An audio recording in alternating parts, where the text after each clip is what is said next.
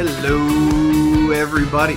Welcome back to the Debrief podcast. This is Senior Airman Trenton Jans, joined as always with our 97th Air Mobility Wing Command Team, Colonel Baker and Chief Flores. Gentlemen, welcome back for episode 9.7. Yeah, 9.7. How are you guys? Oh, we're great. Couldn't be better, I don't think, Chief. We've had a just absolutely fantastic last couple days, couple weeks. Little reflection time, right? Think about where we are, where we've come. Been good. Yes, sir. Lots of reflection. We just had a new 19th Air Force commander in the seat, General Quinn, and he just happened to ask us, "Hey, send us your top 3 wins and your top 3 challenges, and ready or not, it's going to have you face and reflect on all the big wins, on the things that have happened here." And it's just a great reflection. Me and Colonel Baker spent 15 hours in a car together. Yeah. So on the drive back, we had a chance to really start thinking about that, and as we were laying that out and what to communicate with General Quinn, who's going to be a great commander for 19th Air Force, it was a good opportunity to reflect a little bit. But busy, I would say we're surging, but all goodness. Yeah. All goodness. So when you talk about burnout is, to me, just something that you're not looking forward to anymore, and it's kind of deflating. This is all a net positive, as you like to call it, Colonel Baker. Yeah. All of it. And for those of you who don't know, Colonel Baker and Chief Flores, they are on their way out. The change of command is coming up. Anxious for it, at least myself. These two gentlemen were my first command team when I showed up here, and they've meant certainly a lot, especially in mentorship to myself. So I know that's coming up. And gentlemen, I wanted to, Chief, you brought up the three goods and 3 possibly more challenging things that happened during your time here. I'd love to jump into that. If you want to, we'll just go right into the good. What's one thing that really stood out to both of you that you can reflect on and be like, wow, that was an amazing experience here at Altus Air Force Base? Well, number one to me, and I don't know if it's number one, but the thing that stands out the most and tangibly probably gets the most attention is force development. We've gotten a lot of things to the finish line when it comes to that at the wing level. We can wait for NTO Academy or ACSC and the CGO ones, sir. Officer Leadership Academy? No, the ones we send people to Air University for. Oh, SOS? SOS, and can we see? I need to go back to PME apparently. Some of these other like bigger programmatics. Hey, what do you do when the cavalry's not coming? You create your own cavalry. And we gave a vision to our team, and they really took the ground. They really took grasp on that, and they took it miles ahead. And we've had a lot of force development programs that have been adopted at the Air Force level, at the MATCHCOM level. And really the proof in the pudding is, I like to think we've developed better frontline supervisors, better officership, as you like to call it, sir. That's one thing that I'm really proud of. And as we move on, I think it'll stick. That's what the biggest thing. The mark of a good team is when you move on to do the programs still stay. And I think these programs are going to stay, not just here, but across the Air Force with some of them. So I would say as one of the top 3 for me, sir. Yeah. I agree with that. And what immediately comes to mind is the culture. When you look at what ultimately leads to our prevailing metric, which is mission accomplishment, but the question is, how do you get there? There's no doubt we've had record years, 15-year high water mark in terms of mission accomplishment, our number one prevailing metric over the last fiscal years, and we're probably going to top that again this year, which is important. It's why we're here. It's the purpose of what our airmen do every single day and the excellence they display. But how do you get there is the question. But what I think of first when you ask that question in that way is the culture. We have a culture of a very high standard of professionalism. Like Chief said, when you look at the force development programs, which absolutely feed into that, we really invest in our airmen and our families and our teams, and that includes our civilian airmen too. And so that leads to, I think, a very high bar. there is I believe this, and of course I come with a certain set of bias, and so does Chief. We're the commander and command chief. So that said, I do believe that the folks that come to Altus, they can feel it. It's something that is visible. When we talk about the world's most inspired, proficient, and adaptive mobility warriors, it's real, and we know that our airmen are displaying those characteristics, and I'm proud of that. It's the thing that I think I'm most proud of is the culture that we have, and a what do you need team kind of culture here. And so when you come to Altus, we've got our guiding principles that we've laid out, which I think is great, and I do think they'll stick just like Chief does. But that's the feeling that you get when you come to an organization, and it is absolutely mission excellence, professionalism, and there's a culture of treating each other like family and caring for each other. So that's what I think I'm most proud of. Let me tell you how I know we have great culture is I've never heard you tell group commanders when we have name your DV, a general officer, a senator, a governor, haircuts and uniforms. I've never had to see you do that. And that's a mark of we are very proud of our airmen, and you can come up. We have always said you can come unannounced to our base. Any interaction with any airman, we're comfortable. It's going to go extremely well and a very high bar because of the culture that we have here. And it just came to me that's the one thing I've always heard in every base. Like, hey, make sure haircuts and uniforms are good. And I used to get under my skin. Like, why don't we say that once and then hold people accountable? Yeah, it's a great point. And I think that's, the concept there is brilliance in the basics. We talked about this before with Chief. If we're having a conversation about back to the basics, we're off track already.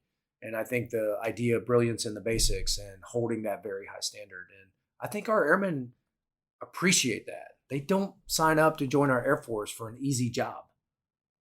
Of all the ALS classes that we've ever talked to, of all of the senior NCOs and the CGOs for their flight commander scores, every time we ask a question, raise your hand if you joined because you want an easy job. The hands never go up. And I know for a fact that the reason you joined, and anybody across the space is because they want to be a part of something bigger than themselves. There may also be benefits. They may have joined because they're trying to get a different perspective on life. They're trying to see the world, and that's all valid and that's all great. But fundamentally, I think they understand that the standards and the discipline are what set us apart. It's what gives us purpose in what we do.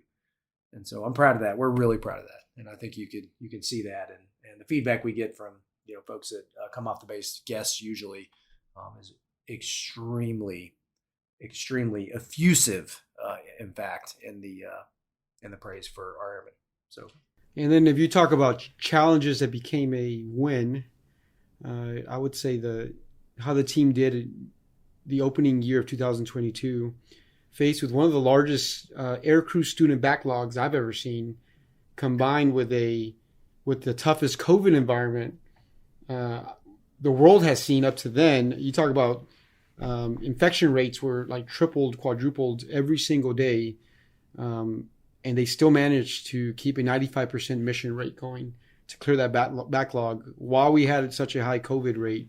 And the things that people were doing, the ingenuity with medical and the OG and their scheduling processes, to group commanders being their own secretaries and answering phones, whatever needed to happen, all hands on deck to make the mission happen. And when the smoke cleared, we got that backlog cleared and we got through it relatively healthy and safe. And the team was proud, I would say. So that's one of those perfect examples of how adversity show the best in what our folks have to bring. And at the end, that's something that everybody's proud of. So I think all of that came contextually into light with that. It did. And when Chief was talking there, I was also thinking about how at any given moment during that period of time, or really name your time, but that was one of the most challenging times, was absolutely during that spring of 2022, where you had the Omicron, you had winter weather, and then already a backlog, and the wing was surging just right on the tail end of Omicron. So we're still coming out of that. And what was amazing is each group led at different times. So the med group to get us through Omicron, that was so inspiring. It was incredible. We had the group commander. We had Colonel Judy Rattan, one point answering phones. We had folks that were redesigning the testing process in the middle of that. And we fought our way through that. We had the operations group that figured out how do we use at-home test kits to figure out how to test so that we can preserve some capability. If we get a crew that gets fragged out ahead of time, then we can make sure that we can generate air power the next day. And so it was the group stepping up one after the other at different times during that to carry us. And it was really incredible. And, through that all, we think about, I already mentioned the medical group, the ops group, how, they were figuring out those very innovative ways to work through that and continue to deliver mission. The maintainers who, through all of it, the A team that remarkably generated air power every single day, they were asked to do that. And I still don't know exactly how they did it, but it was incredible to see those civilian airmen en masse, in force, fight through that in a really remarkable way. And then our MSG, who I've looked at a few of the pictures when we go back to those days, and you look at folks in mass, or we had robots that were zapping rooms with ultraviolet light, and we had the gym that had these unbelievable cleaning routines. The CDC, which when you went in the CDC, it was like the cleanliest, most scrubbed down, most sanitized place that I've ever been in, because they wanted to protect the children. So every group carried us at different times during that challenge. It was amazing. It was absolutely amazing. That's one thing that over the past couple years, with yourselves and then at your group and your squadron leadership level, is that every challenge that's come up, y'all go head first. Y'all don't shy away. Y'all attack it. What can we do right now? How do we solve it? What's the fastest way to do it while protecting our airmen and their families?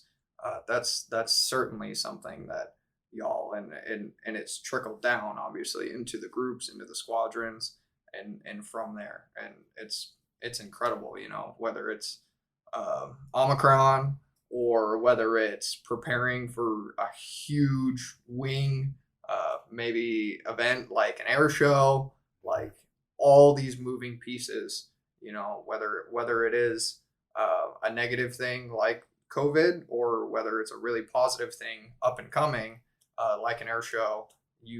All you guys did was go head first into everything and really attacked it.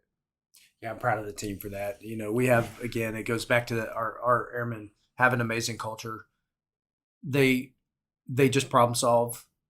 It just takes enough and usually very little guidance and direction from us and I think hopefully what they get from us is an understanding that we're working on their behalf and working hard on their behalf to equip them for success, and then they just get it done and problem solve, and it's amazing.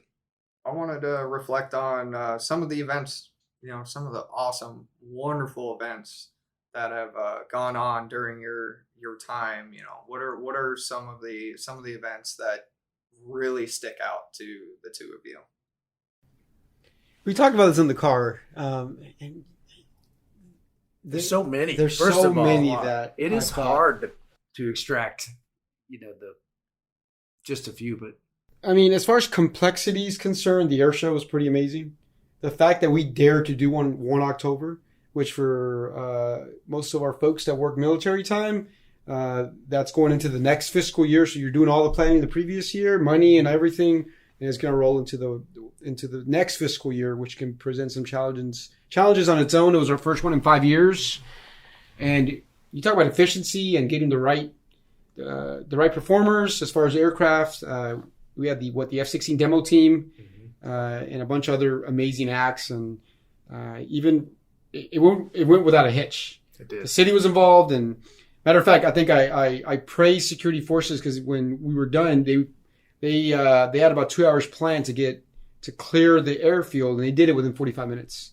And it's not because they were strong-arming people; it's because that was how well thought out and planned out the plan was, and they executed to no other. That was a proud moment. It was a really proud moment. I think they got one day 15,000 people through the gates and back out again, and it really was like clockwork. That is definitely a highlight for me too. The air show was absolutely incredible. But then there's all the other ones were amazing. I think me and Colonel Baker are very similar in that just be present, and that's something I'd pass on to the next command team. Just savor every moment and love on all our airmen and our civics. Oh wow! Look at the lights. It's dimming out here. Our time is dimming out, sir. But I thought that was incredible. It just how you love on your airmen, they're going to love back. And I feel like every event was a representation of that. Yeah, I mean the some of the big ones on the mission excellence side, the rodeo. The rodeo was incredible to see, not just the operators who are the best in the world at what they do and go out there and fly aircraft to the highest precision with the most excellence of anybody on the planet.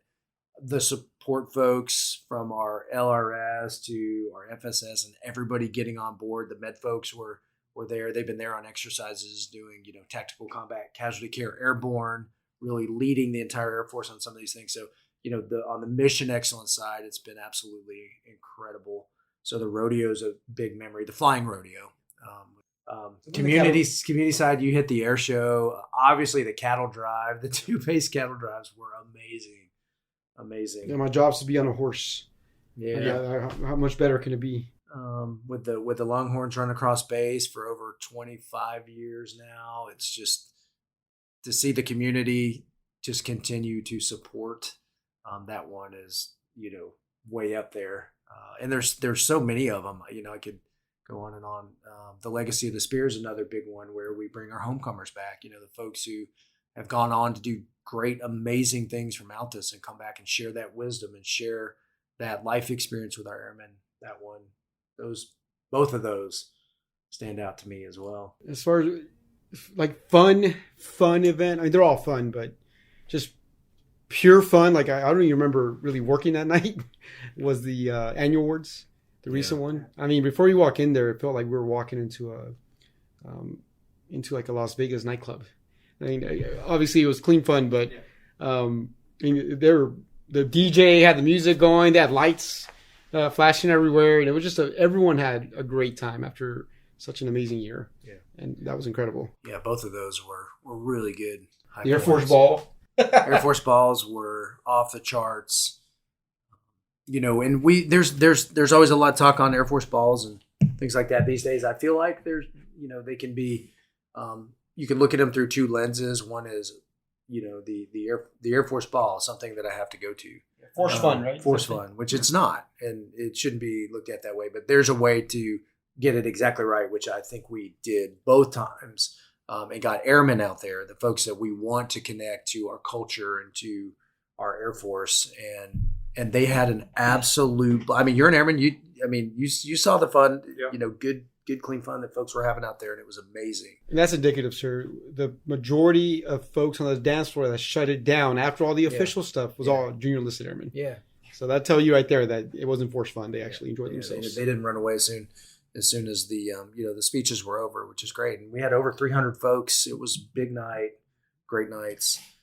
Those stand out for sure. Legend has it was 397 people. 397. We'll go with always. That.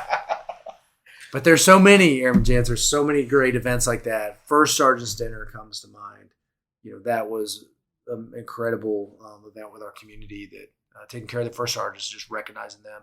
On the mission side, again, the weather evacuation in May of 2022, where every jet was off the ramp or in a hangar for 43 aircraft on a mobility base. I've never seen an empty ramp before. There's usually always a jet that can't be moved, and it wasn't the case. And what was the really beautiful thing about that is they trained.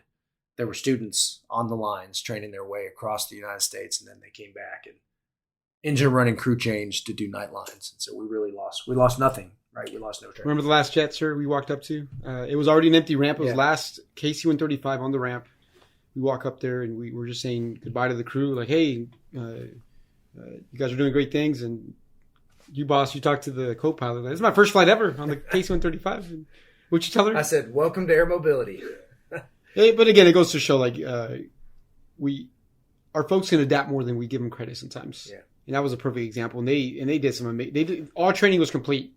So we preserved our jets. They got training complete. They probably got some enrichment training on top of that. And it was just a win all around. Where before it seemed like, again, no no fault of anyone, but it was kind of expected to just sit on your hands while the weather passed by. And this time we said, no, we're going to find a way to train and protect our assets on top of that. It's pretty cool. Yeah, you did a great job with that. And then, I think besides the events, and there's just so many of them, it's actually what really I think gives me most pride, warms my heart the most, is just thinking through the interactions with airmen and families, and how many of them are deeply connected and their quality of service is high. And that's what we want. And there's times when we find that that's not the case. And, Chief and I are always trying to see if we can move the needle, and their leadership is too. But it's those memories, it's all the human, it's all the interpersonal memories that I remember most. In fact, when I think about all of those events, I can think about a specific thing with specific airmen that are involved in that it's just a moment of pride. It's incredible. Absolutely. I'll share one of Colonel Baker really quick, because these are ones that you'll never hear.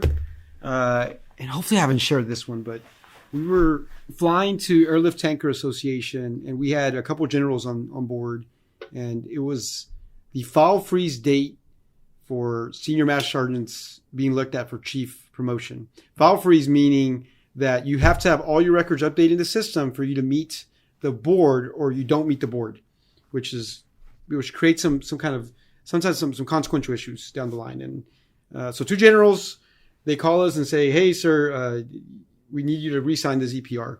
And I don't think, sir, you were complete tracking that it was file free. So I sat with you and I said, hey, sir, these are our two options. Either we try to sign the ZPR, or we accept it's going to be late.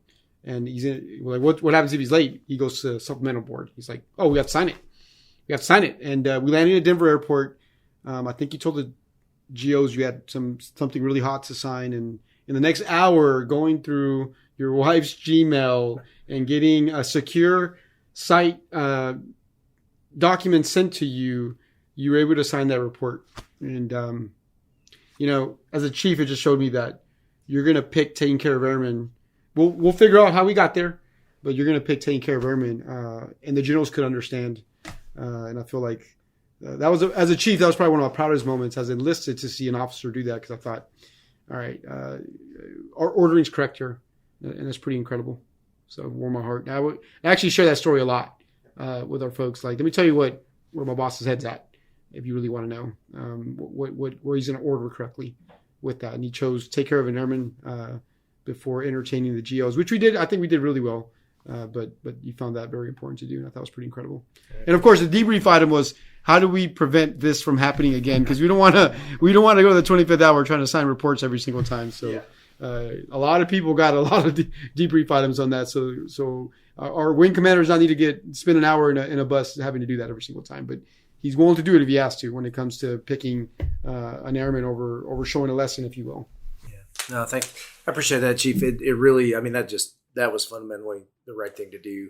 And that goes back to, we talk about, administrative work is taking care of airmen, and it's important. And I try to use that broader analogy for our command teams, that are out there when they feel like they're really under the gun in terms of administrative work. And so, it's important, because it is taking care of airmen. For the record, I do need to say, just so there was no Privacy Act information transmitted to any private email accounts or anything like that. So don't worry for the audience.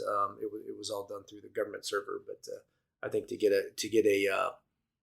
a funnel back through the Wi-Fi, I think we had to get creative with that part.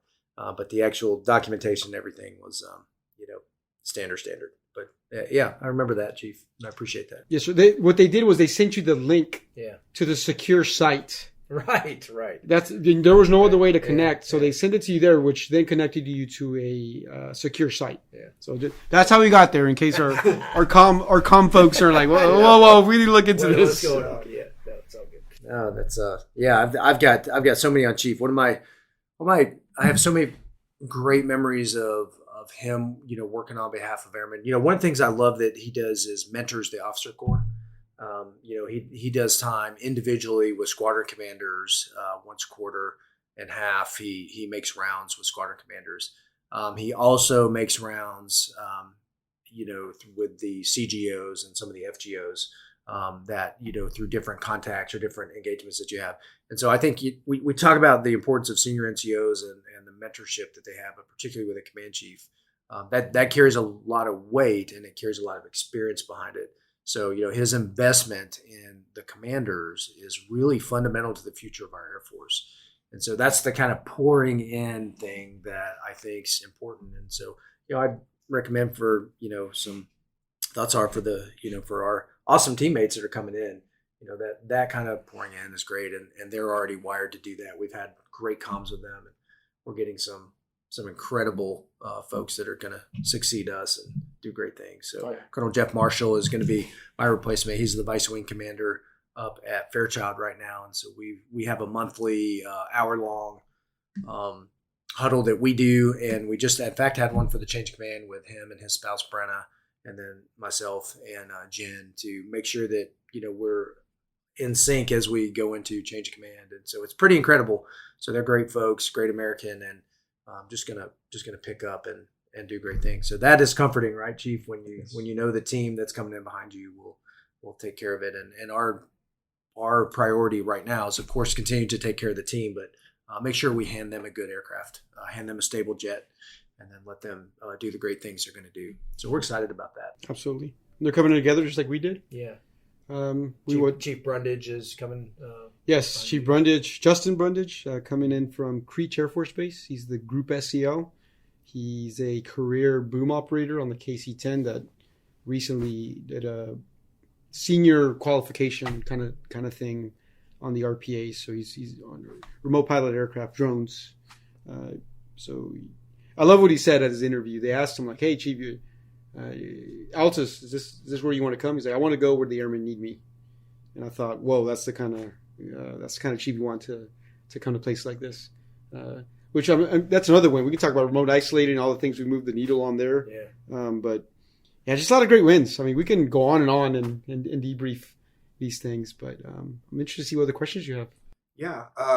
Funny you mentioned the debrief. I wanted to cover some of the highlights that we've had on the podcast, some of the members, and right off the bat, we had at the time Airman Shoemaker, and who's gone on, and I don't know if he's become he's graduated. He is an LT in the He United is States Air Lieutenant Force. Shoemaker now, and he was our very first guest, and imagine just in that short amount of time, I think it's been maybe a year, and maybe a year and some change. Like just in that amount of time, our first guest on the show has already gone on to be a lieutenant. Incredible. Yeah, when you put it in that context, that is absolutely amazing. No surprises there. I got feedback that he did fantastic at officer training school. Nobody's surprised about that. And he's a lieutenant in the United States Air Force. That did happen fast. Those are the things, those are the things that really matter to me.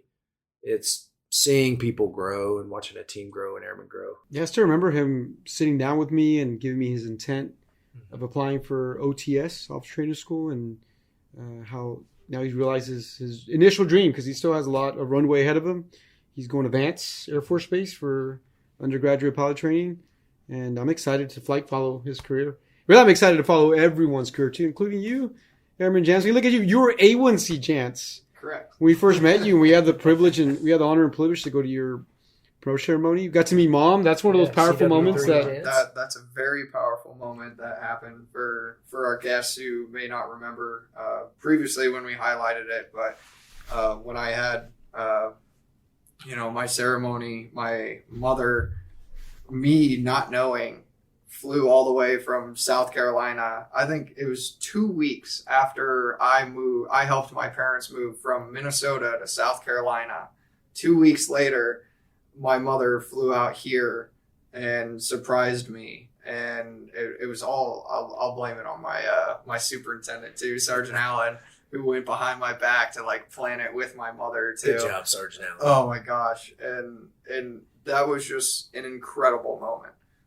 Because I was in complete awe and surprise, and my face on stage was just like, what are you doing here, Mom? You actually hit it pretty well. Like you did not look like you didn't look dumbfounded or perplexed. You carried it pretty well. And look at you now. I mean, senior Airman, you're going to ALS. Yeah. I'm in fact next week I'm heading off to ALS, which I'm really looking forward to. It's just another step in leadership, and hopefully I can learn a lot to better mentor the other airmen in the office, our A1Cs, Airman Christensen as well. Like I said, it's just another step in that direction that I'm really looking forward to. It's incredible that you're going to ALS in a couple weeks. It's just amazing to me. It is pretty amazing how fast things move in our Air Force. It's amazing, but not surprising. No, you can tell right away. Like, oh yeah, you thing with these positions and years of being in leadership, you can quickly pick up what type of airman you're talking to. You get it wrong, and you don't try to hold biases against folks, but you can tell when everything's right on that. And I can tell you, Airman Jantz, you carried yourself with quite distinction, and you fulfilled my initial thought of you, and you continue to carry it on. I'm proud of you. I'm glad. ALS, Airman Leadership School, that's our entry level school to get the privilege and honor to go lead airmen, like literally lead airmen, to potentially prepare them to go to combat. And there's no greater responsibility with that. And when we go talk to the class, we always remind them, like, hey, out of all this, out of awards, out of learning, the number one way we're telling you we trust you and congrats is by giving you American sons and daughters. And that's pretty powerful. Well, I have no doubt you're going to do well at ALS. I'm excited to see you go there and thrive. You think this perspective that you give from PA will help you? Most certainly. I know a lot of just from talking with people, a lot of ALS, it's a lot of public speaking, a lot of research, and talking in front of people you might not know, and getting to know them. I'm very extroverted, so getting to know my classmates, I look forward to it.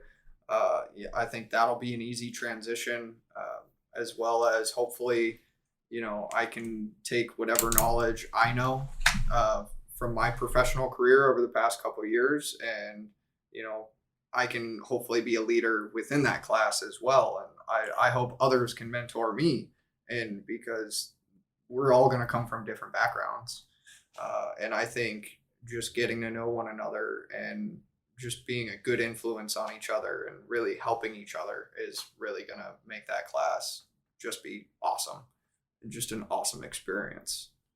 I think you'll make lifelong contacts too in there, from different AFSC, from different jobs in the Air Force. And I think that's one of the biggest things is networking. And people hear this all the time, but that's the most powerful tool is, you're more useful to the institution when you, have more networking skills and you can make things happen rather than, we have to call every single time on your behalf because you have no connections or social capital in other areas. So, and I think you're going to fit very well in that environment, sir. Agreed.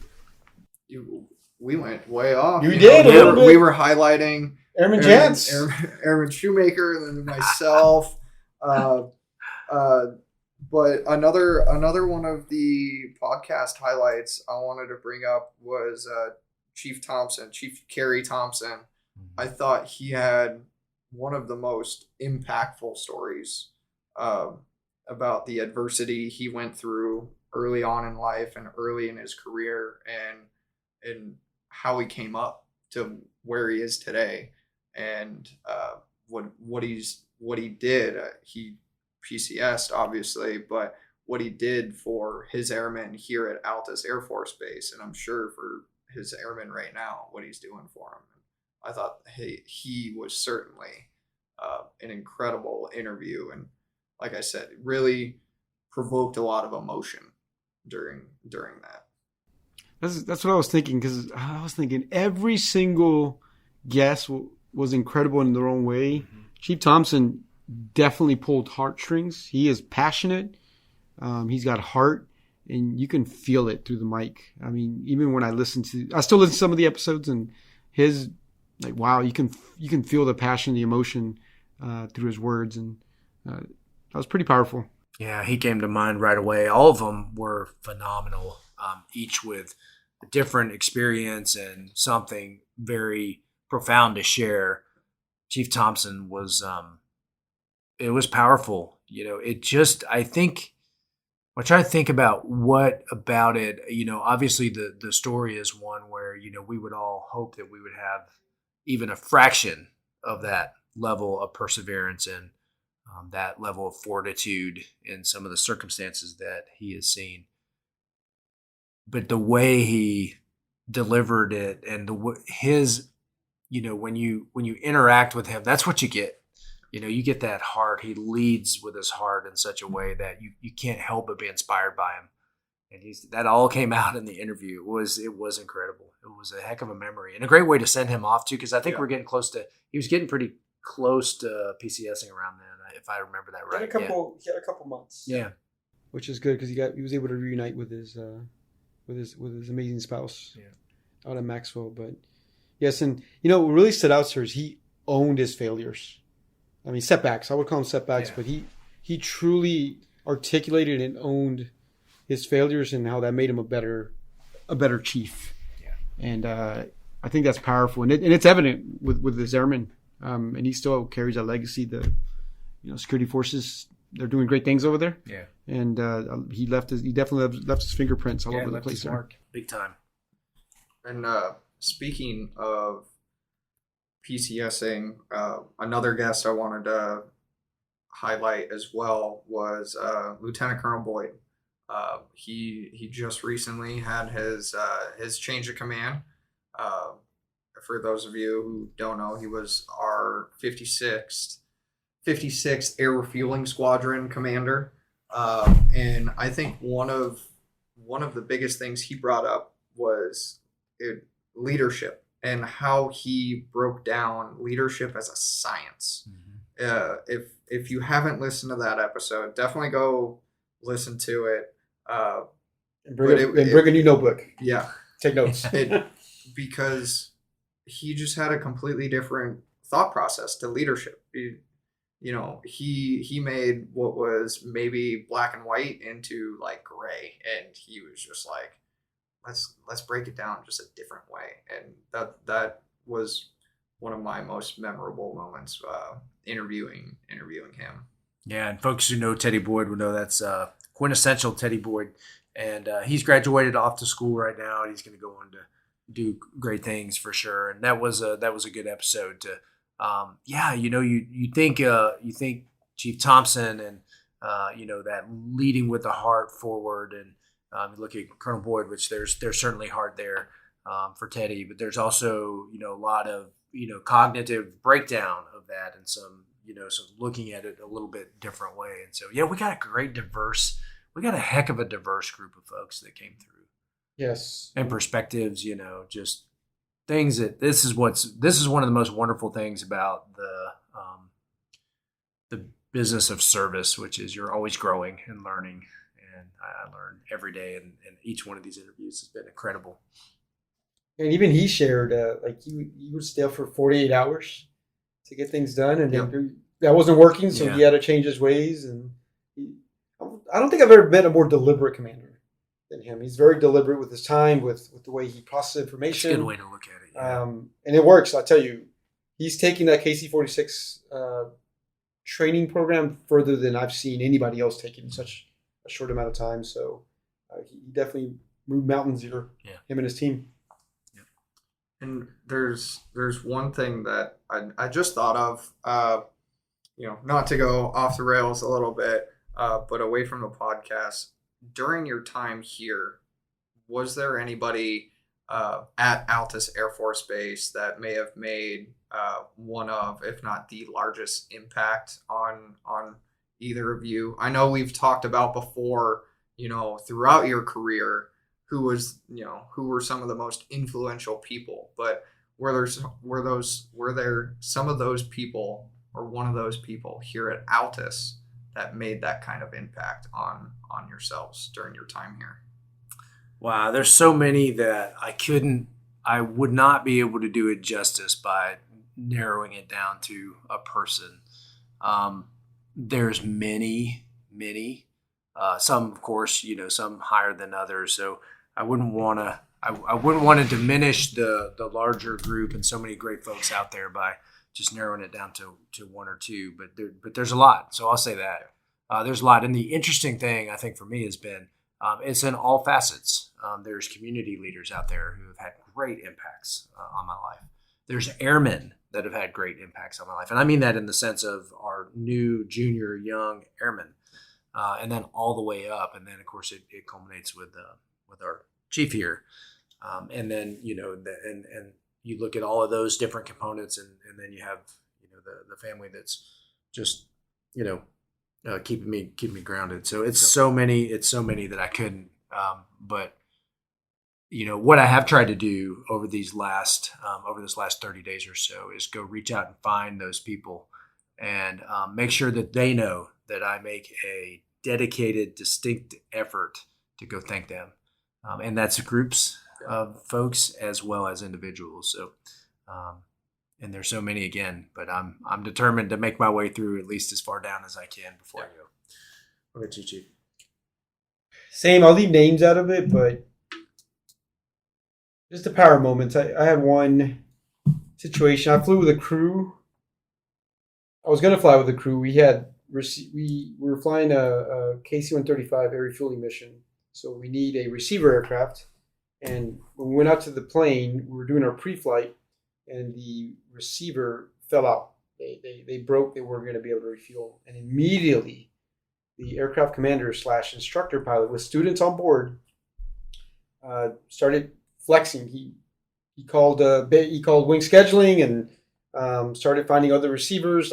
Basically Beg Bar was still out there to get the training done. So he's paid to be an instructor, but also to make the mission happen. And did that. Worked for 30 minutes, briefed the plan. We were okay with it. We found some receivers needed training, and we refollowed our flight plan. We rechecked weather, rebriefed the crew, checked with maintenance. Hey, are you guys okay with us landing an hour later? And off we went. Accomplished the mission. On the way back, some B1s needed some training.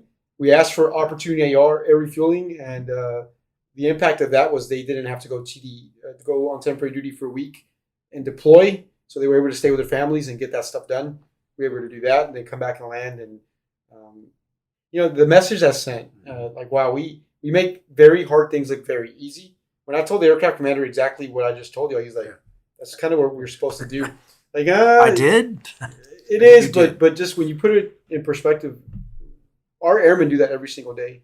What I also told aircraft commanders, you don't realize, but by your actions, you pay so much respect to all the support and maintenance people that make this happen. Because the easy thing that you could have done was cancel the mission, and no one would have batted an eye. Everybody would have said, "Oh, you tried and it didn't work out." No, you jumped through every safe measure to make it happen. And what ultimate respect is that to all our support folks? When you say, "Hey, everything y'all did to get us to this point, we're going to honor that. We're going to honor that by continue to press and make things happen." I thought that's the ultimate way to say thank you to all the people that make that part happen. So that's one example, but you see that every day. I've had airmen that we've had some a tough week, maybe not tough. It's just been a long week, and just by having an exchange with them, it just fills your cup, and you're ready to go another 10 hours if you need to. So it's been incredible overall. But yeah, to highlight one specific airman, we could do that, but there's so many that come to mind. So it's really the power moments. Yeah, no, that's awesome. And again, that was on this, putting you both on the spot, and just those stories. You have been to commander's calls, right, Airman? Yes. Yeah. That is the definition of a commander's call. Yeah. It's all good. That was so Colonel Baker had a civilian all-call commander's call, and everyone warned him, get ready for the gloves to come off, and it was right after the vaccine mandate. Yeah. A couple days after. So we'd already had it scheduled, so it wasn't gonna cancel. So essentially, you had 10 slides, and only one of them, and half of the slide talked about the mandate. Vaccine mandate, yeah. And what do you think the questions were for the next 40 We minutes? never got to It was the another man- slide. It was all the mandates. Yeah. But Yeah.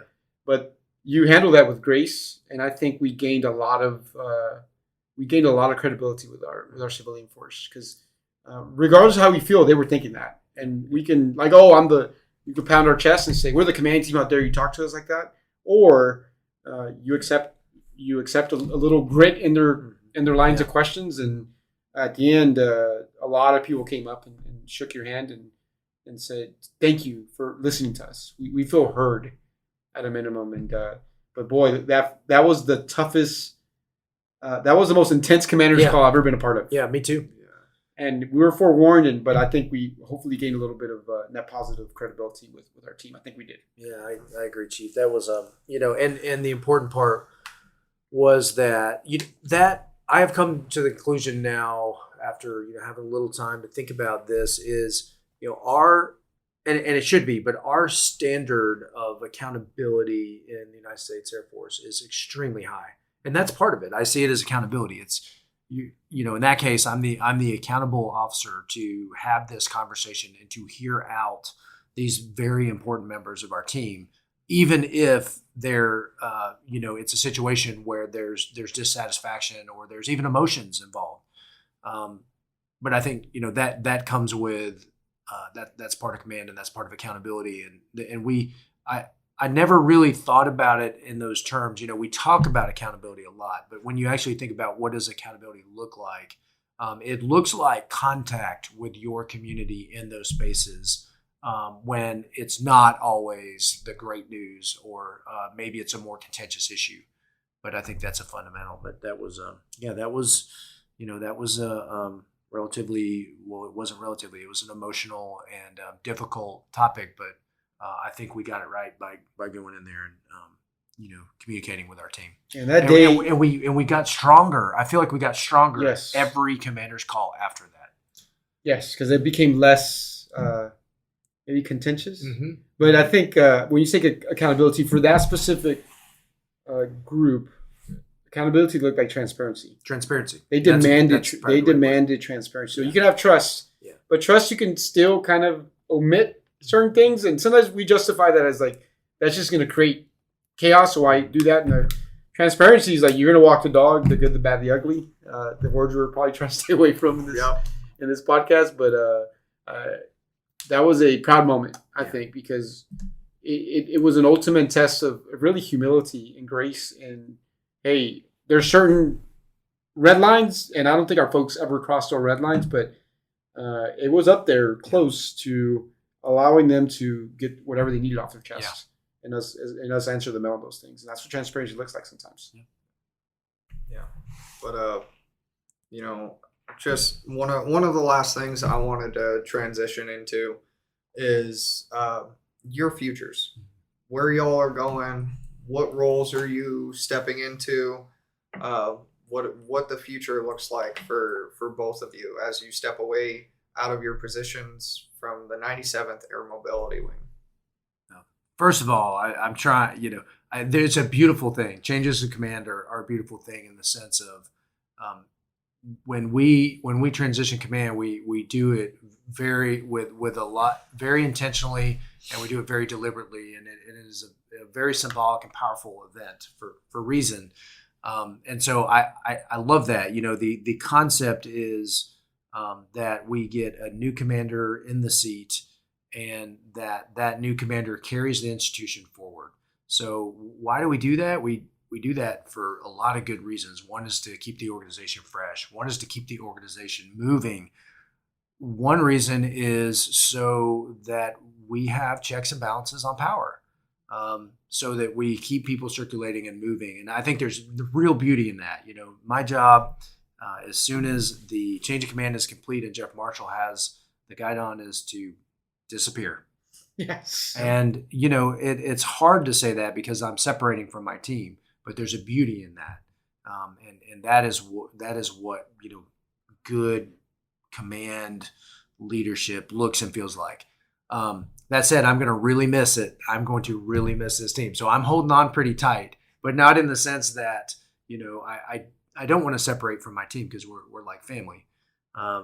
but I do love the idea, and I love our Air Force for having that level of accountability and intentionality in how we do business. It is the warrior way. So that said, I am off to, after this, it's going to be a pretty significant shift in terms of day to day. I'm going to go to Secretary of the Air Force Inspector General Office. So I'm going to go there and get contact with my very first Pentagon assignment. So I am excited for the opportunity. I think there is a lot to learn. I am going in with eyes wide open and ready to be the absolute best officer that I can be to serve our Air Force in that position. So I do know that the leadership I'll be working for is fantastic. So I'm excited about that. It will be some good time with a little more maybe predictable hours with the family, even though it'll be busy and I'll be working hard on behalf of the Air Force. But there's I think some lifestyle with the family that will be good for us there. And the family's excited. They're going to be, Jen and the girls are really really sad to leave Altus in many ways. They love it. The girls run around. They play in the creek. They love their school.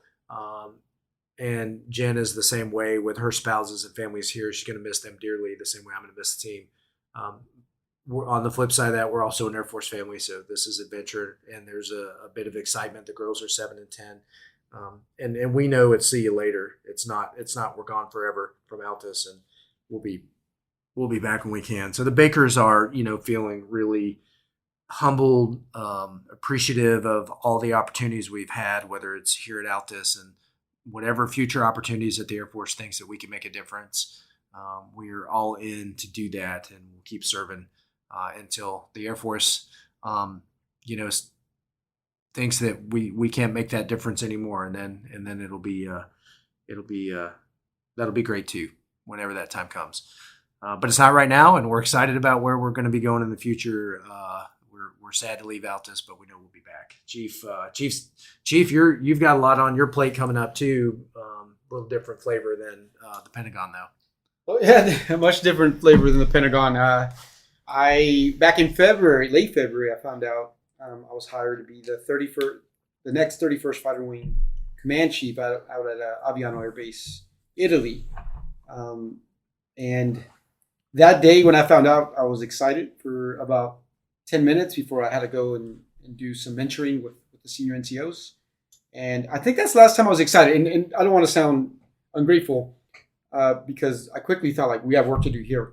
We still have work to do. And people, I think like 3 weeks ago, someone asked me, hey, Chief, you excited about going to Aviano? I said, you're the first to ask me that. I think like very like this directly. And that's not the feeling I'm feeling right now. I feel sad.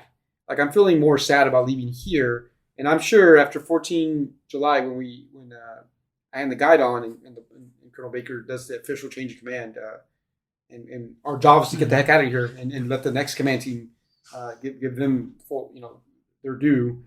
I think that's when I'll get excited. But until then, the overriding feeling is we're going for broke. Mm-hmm. Some that me and Colonel Baker share with. It's written all over my note takers. I think we fulfilled that, sir.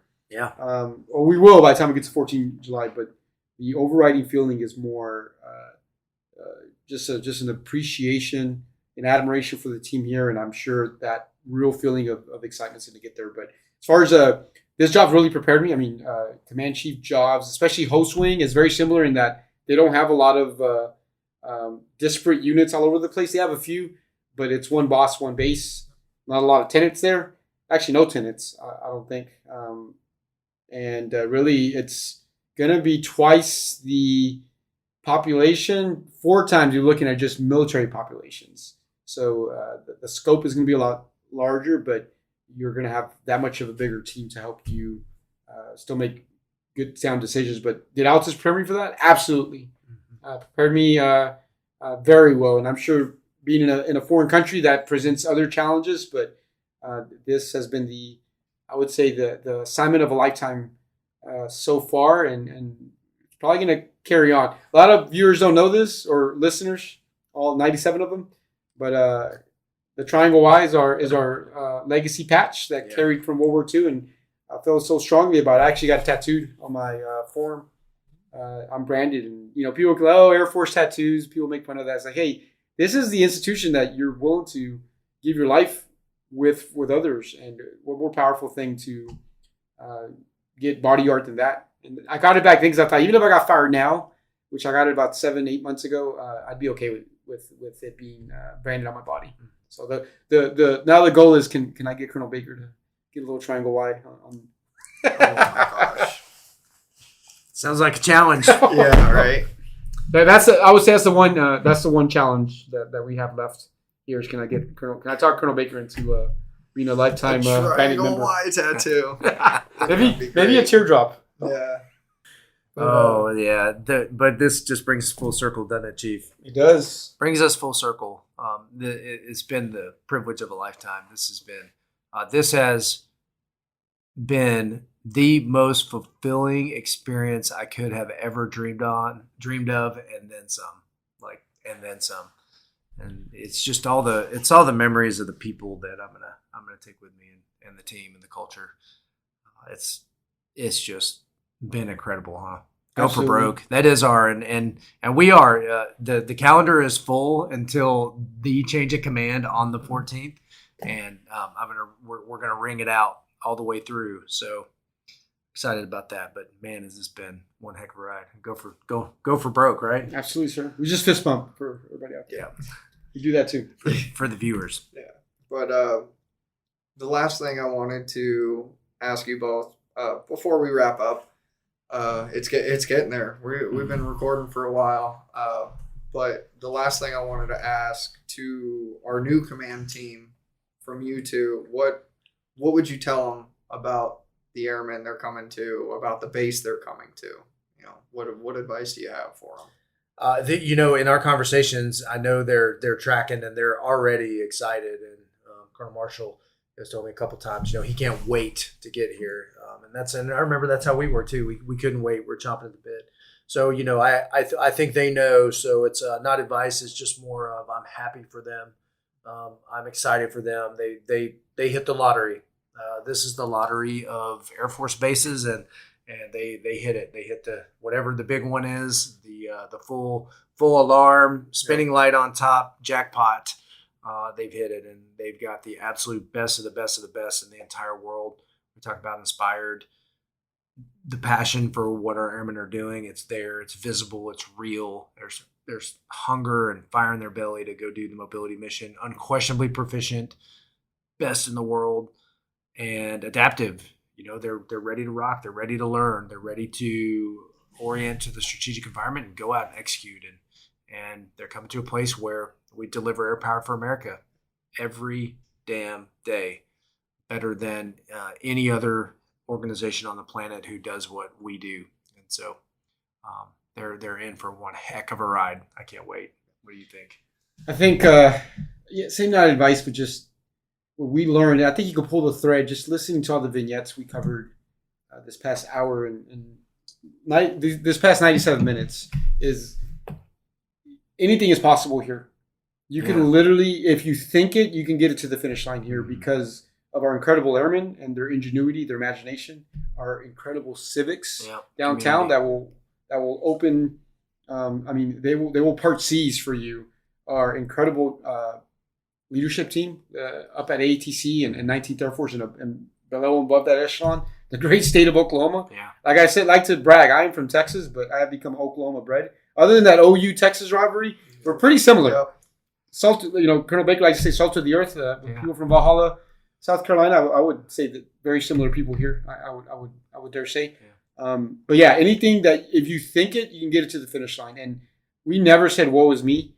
We always found a way to meet Commander's intent, and there's a lot of momentum going behind a lot of the seeds we've planted, and I'm sure they'll plant plenty. But I'm excited to see some of these seeds bloom while they're here. But that's the number one thing I'll offer is there are no limitations here because of the team we have, both military and civilian. Yeah, most agile, fastest moving community-based partnership in the world. I really believe that. Yeah. And one more thing. I hope they keep this podcast going. There we go. We got to keep Airman Jance in business here. Yeah. We got to keep you gainfully employed. Yeah, we do have another spin-off idea as well. The debrief after hours or after dark, it's the same idea, but maybe it's just me one-on-one with an airman, somebody from around base, maybe shorter, possibly, giving a little teaser, possible idea in the future. And same concept, get to know them. Leadership, that kind of stuff, mentorship, just more of a one-on-one conversation. Like Debrief 360. Yeah, that'd be awesome. And then, because then you can ask. Look at us giving feedback. Already. I know. Look at us debriefing already, but Yep. that can be great because we could have sampled some of those too when we came on here and like, hey, we did. That needs to be our next guest. Right. Yeah. But yeah, I mean, again, sky's the limit. Yeah. On where we can take this, and ultimately, really. This is just a great way to connect with our airmen, show a little bit of ourselves, sample some of the folks that live amongst them and serve amongst them, and again, give that tough lessons learned. And even here, I think hopefully we offered a couple things, either directly or indirectly, of how things have gone in some debrief items. Absolutely. And we appreciate you, Airman Jans. Yeah. I know we've told you thanks, but I mean, really, on behalf of us, thanks for capturing this. Think about this. This is something that, our kids and many others across that have been part of this, whether they're interviewees or come across this at some point, my family will remember this. My little girls will listen to this one day. Think about that. That's really a precious thing that you put together here, and it all came from just your creativity. So, and that's what of all the things we talk about, like our Air Force is in good hands. We have the right airmen who are going to do great things, and they're just people like you that make this Air Force special. So appreciate you taking the time to do this for us. It's absolutely been a blast. It's been a heck of a ride. Yeah, with you and your coffee mug. And your coffee mug with the moose on it. I had to get it in there. You thought you were going to debrief me after this. Like, I didn't get it. But, sir, it's a two-way street. I can't thank both of you enough for the time, the time you two take out of your busy schedules to come over here, and especially with our interviewees and then myself. And it's been an absolute pleasure getting to know both of you more.